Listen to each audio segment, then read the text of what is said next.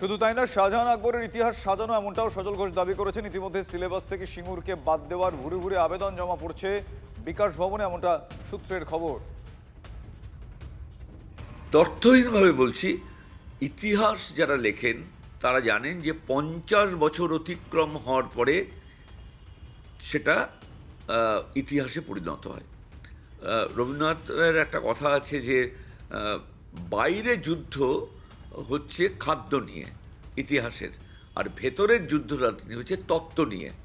তো খাদ্য এবং তত্ত্বের যে সমন্বয়ে যে ইতিহাস রবীন্দ্রনাথের কথায়, সেই ইতিহাসটা কিন্তু রাজনীতিকরণ করা হয়েছে। যে আমি কত বড় নেত্রী ছিলাম তার প্রতিফলন তিনি ছাত্রদের রোজ পড়াতে শুরু করলেন। রাহু মুক্তি আমাদের ঘটেছে।